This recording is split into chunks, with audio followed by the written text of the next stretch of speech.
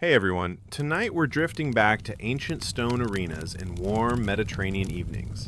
So, dim the lights, get comfortable, let your shoulders sink. There's sand under our feet now, the crowd is far away, the shouting is muffled, and somewhere in the distance, a bronze trumpet is finishing its last tired note. Tonight, we're not here for the clash of swords, not really. We're here for what happened after the cheering, after the blood, after the dramatic hand gestures from men who believe themselves very important. We're asking a quiet question. What actually happened to gladiators after they lost a fight?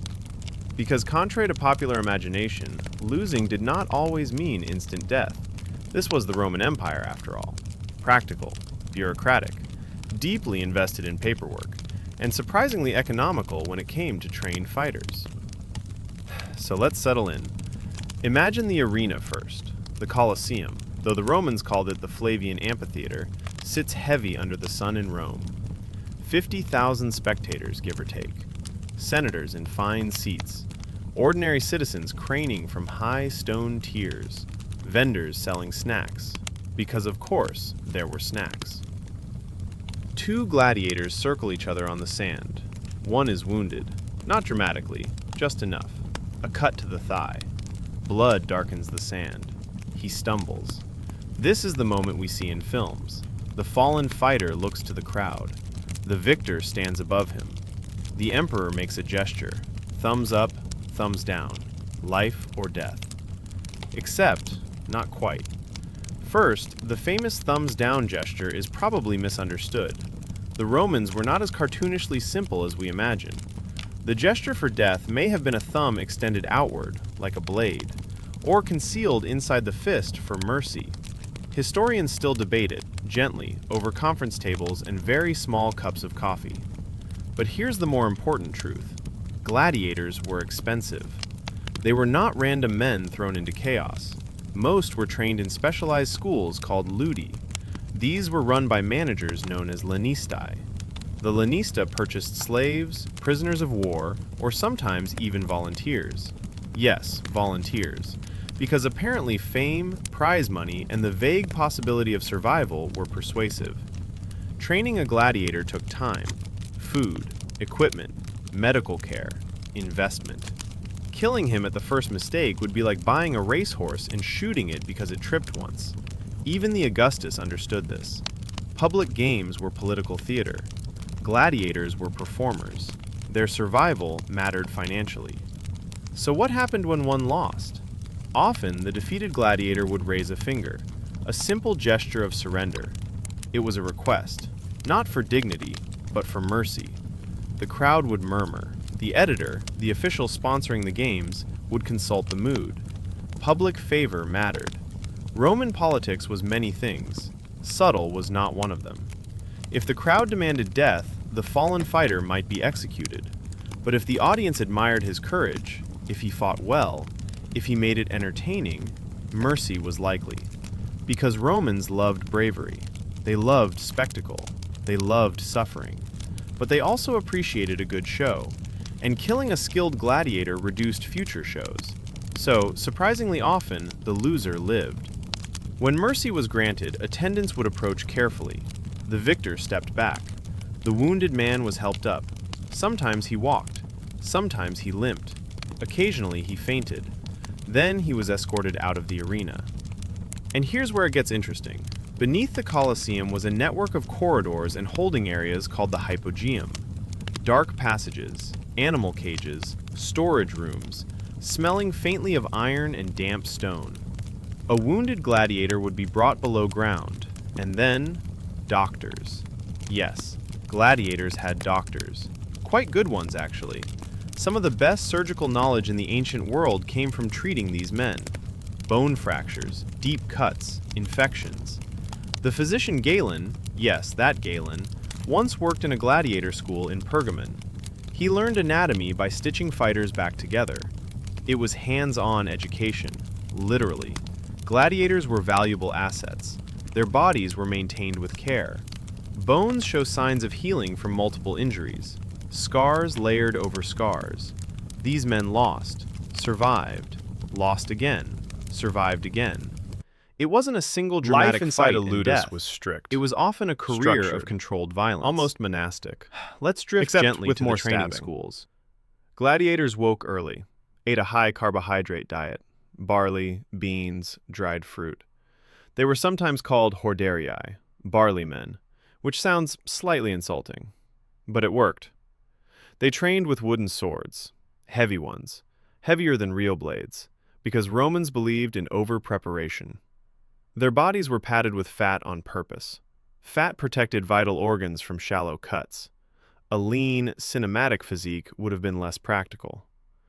After a loss, assuming survival, a gladiator returned to this routine. He healed, he trained again, and eventually, he fought again. There is a strange comfort in this cycle.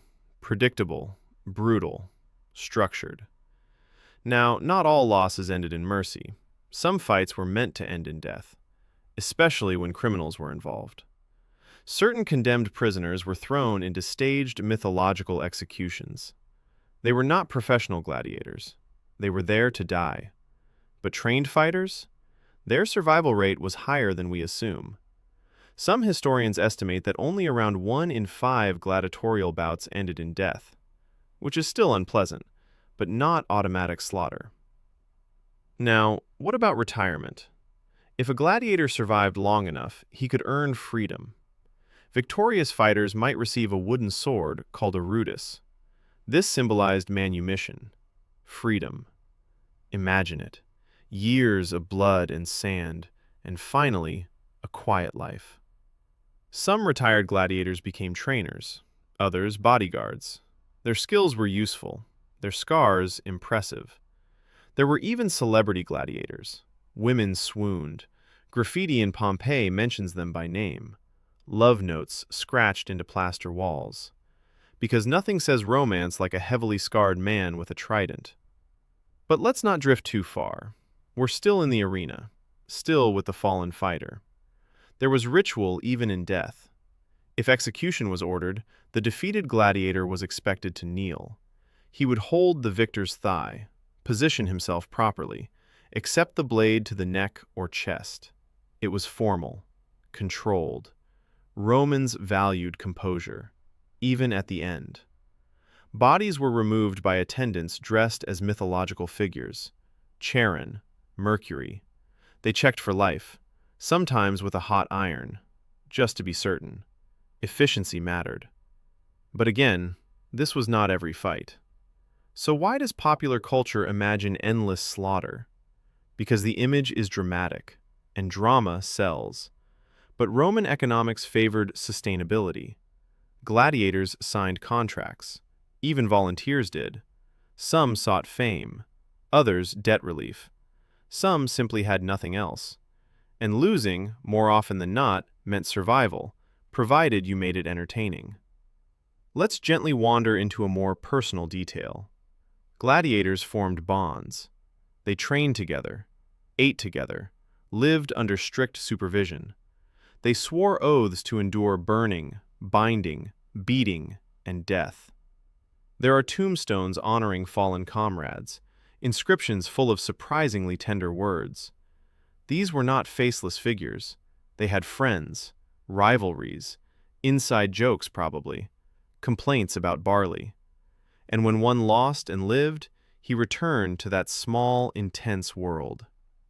Of course, there were darker realities. Some Lanistae were cruel. Conditions could be harsh, punishments severe, escape attempts rare but dramatic. The most famous rebellion, led by Spartacus, began in a gladiator school, which suggests morale was not always excellent. Still, most gladiators did not rebel. They endured.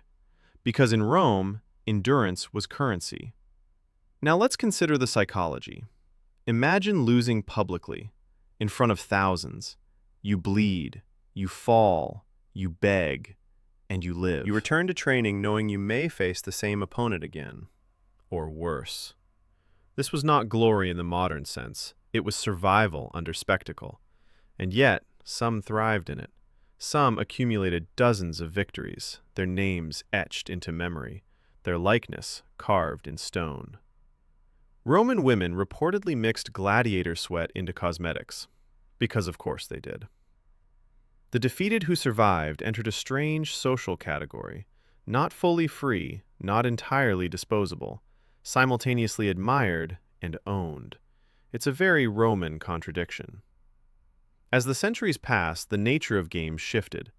Under emperors like Commodus, who famously fancied himself a gladiator, the spectacle became more theatrical.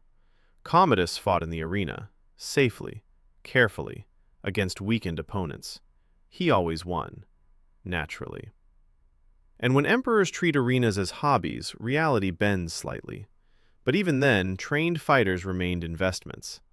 By the 4th century, gladiatorial games declined, Christian influence grew, public taste shifted, budgets tightened. Eventually, the tradition faded, and the surviving gladiators? They adapted. Some likely melted back into ordinary life, scars hidden under tunics, stories told quietly in taverns. Others may have struggled. Fame is difficult to maintain when the arena closes. But for centuries, losing a fight did not automatically mean death. It meant judgment, audience approval, economic calculation. It meant a doctor waiting below ground. It meant another morning of barley. And so, as we let the sand settle tonight, remember this. The Roman arena was brutal, yes, but it was also organized, calculated, structured around survival as much as spectacle. The fallen gladiator did not always die. Sometimes he limped into the shadows, healed, returned, fought again. And sometimes, eventually, he walked free. Now, let's let the crowd fade, the torches dim, the stone cool under evening air. We'll drift next time into another quiet historical oddity. But for now, rest easy. The arena is empty, and the barley men are asleep. Hey everyone. Tonight we're drifting from the warm stone of Roman arenas into something quieter, and somehow more tense. A medieval bedchamber. Heavy curtains, drafty corridors, tapestries depicting heroic ancestors who, very helpfully, all managed to reproduce. A large wooden bed that is less romantic and more political instrument. So settle in, dim the lights. Imagine candlelight flickering against cold castle walls. Because tonight, we're talking about medieval queens, and what happened when they could not produce an heir. Which, in the medieval imagination, was essentially the entire job description. A queen in medieval Europe was not primarily expected to rule. She was expected to reproduce, preferably quickly, preferably male, preferably healthy, preferably more than one, because infant mortality had opinions. And when this didn't happen, well, things became awkward. Let's begin gently. In places like the Kingdom of England, the Kingdom of France, and the patchwork realms of the Holy Roman Empire, dynastic continuity was everything. A king without an heir was not just a man without a son. He was a walking civil war waiting to happen. And so, when a queen did not produce a living male child, suspicion bloomed like mold in a damp castle corridor. At first, there was patience. Royal marriages were often contracted when the bride was very young, 13, 14, sometimes younger, which, biologically speaking, is not ideal for immediate dynastic productivity. So the court would wait. There would be prayers, elaborate ones, relics carried in procession, fasts, special masses. Midwives would murmur reassurances. Physicians, whose understanding of reproductive biology was, shall we say, creative, would recommend various tonics, herbs, baths, perhaps less pork, perhaps more wine, because of course that would help. And when months passed without pregnancy, attention sharpened. Quietly at first, because in medieval Europe, infertility was almost always assumed to be the woman's fault, naturally. The king, after all, was virile by definition. He had conquered a throne. Surely he could conquer biology. No one suggested testing him. That would be deeply inconvenient. So blame settled on the queen, sometimes gently, sometimes not. Let's drift to a specific example. Consider Eleanor of Aquitaine.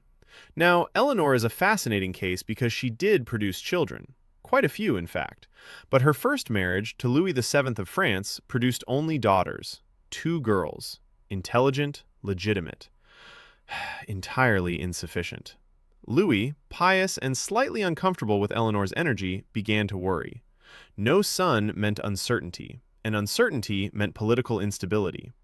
The marriage was eventually annulled in 1152, officially on the grounds of consanguinity, meaning they were too closely related, which they already knew at the time of marriage. Medieval nobility were all cousins to some degree. It was less a bug and more a feature.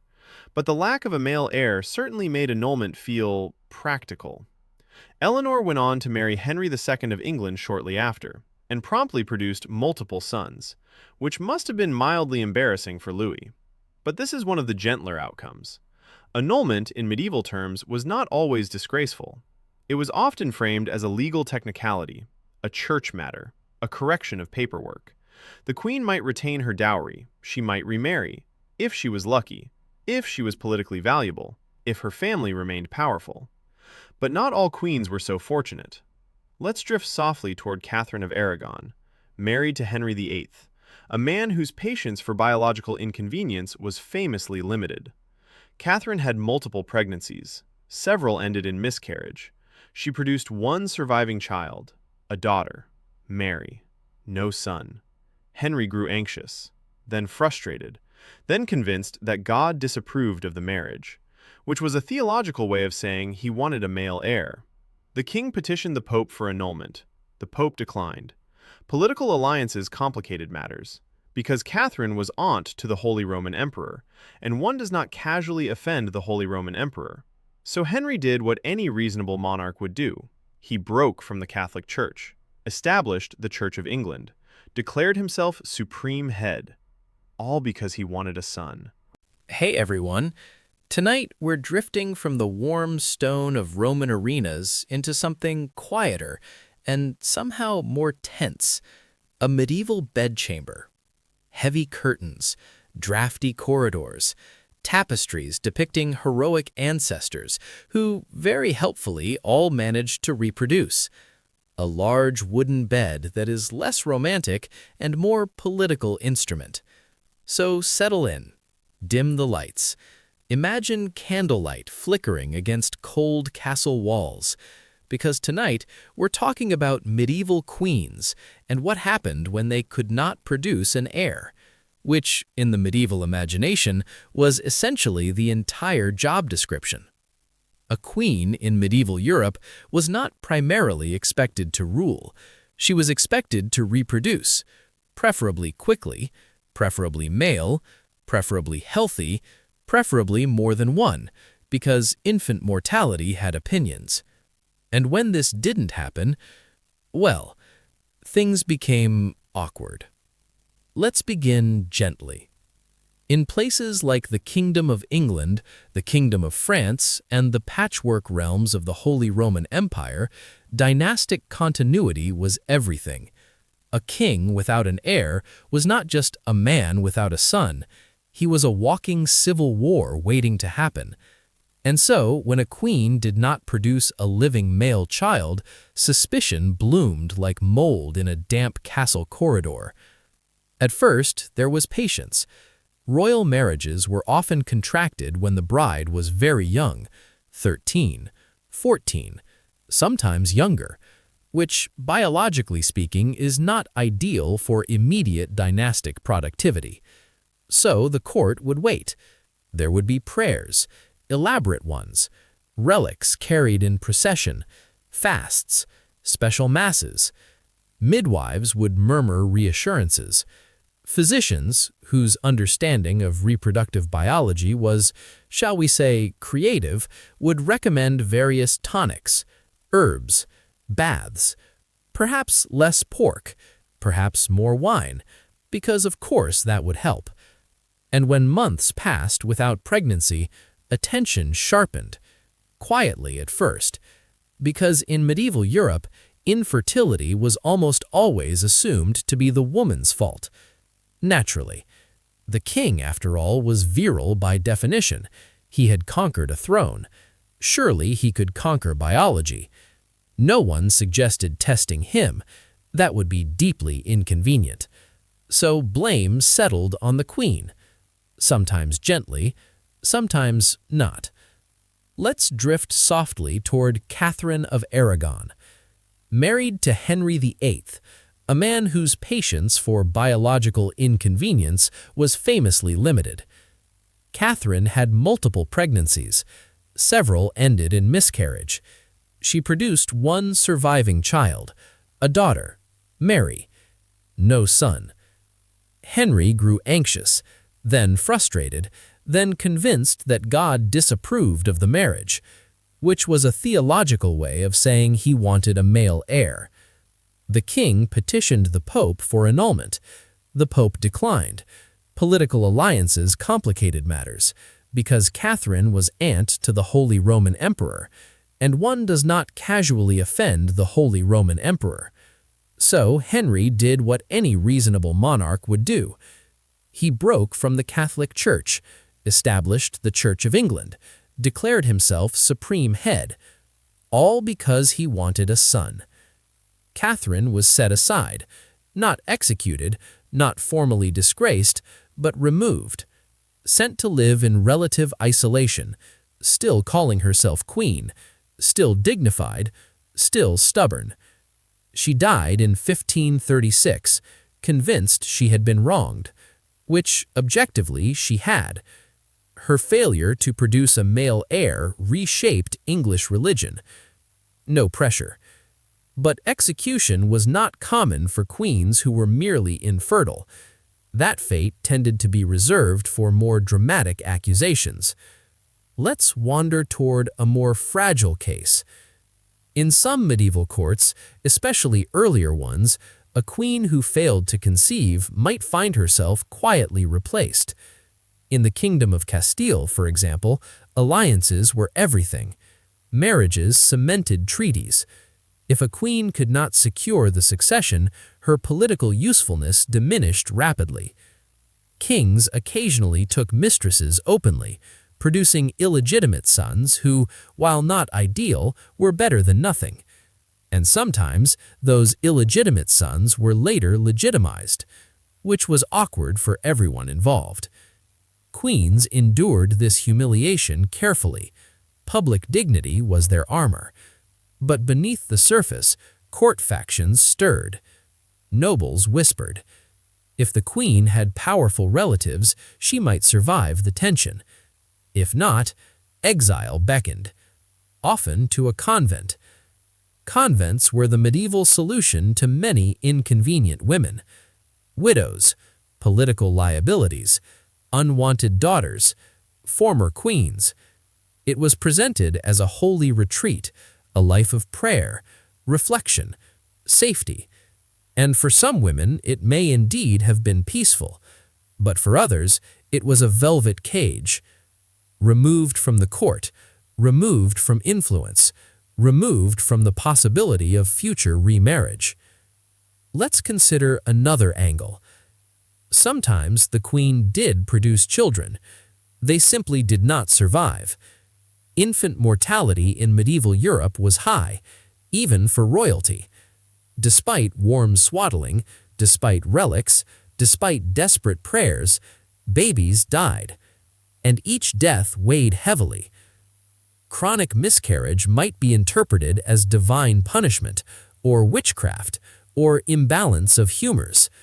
Rarely was it seen as random biology. A queen who endured repeated loss might face increasing scrutiny. Was she cursed? Was her bloodline weak? Had she sinned? It is remarkable how quickly medieval courts could assign metaphysical blame. Now, let's gently approach the topic of inbreeding. European royal families intermarried extensively to preserve alliances, to consolidate power, to keep property in the family. The result was a web of shared ancestors. In some dynasties, this became biologically problematic. The Habsburg Spain is perhaps the most famous case, though slightly later than our high medieval focus. Repeated cousin marriages intensified recessive traits. The so-called Habsburg jaw became noticeable. Fertility issues increased. Queens within such dynasties bore enormous pressure to produce heirs, while genetics quietly complicated matters. And still, blame often fell on them, because kings were kings, and queens were vessels. There were rare exceptions. In certain cases, if a king was clearly incapable of fathering children, whispers might circulate, but these whispers rarely became official policy. Annulments required church approval, and the church preferred tidy explanations. So if a marriage dissolved, it was usually because of consanguinity, or prior contracts, or spiritual concerns, not because the king had a medical issue. Let's drift toward daily life for a childless queen. Her mornings might begin with prayer, followed by audiences, patronage of monasteries, management of household staff. She might oversee charitable works, commission embroidery, read devotional texts. But beneath it all, there was a ticking clock. Every menstrual cycle was noted, observed, interpreted. Courtiers tracked her body as if it were a national project. Pregnancy announcements were public events. Entire courts rejoiced. And when pregnancies failed, silence settled like fog. A queen who bore only daughters faced additional tension. Daughters were useful. They could marry into alliances, but they did not secure the throne. In some regions, like parts of Iberia, female succession was possible. But in others, like much of France under Salic law, women could not inherit the throne. So a queen might produce healthy, intelligent daughters and still be deemed a failure. It is a particularly medieval form of unfairness. Now let's consider temperament. Some kings grew resentful, others distant. Marriages were political arrangements to begin with. Romance was optional. If affection existed, infertility strained it.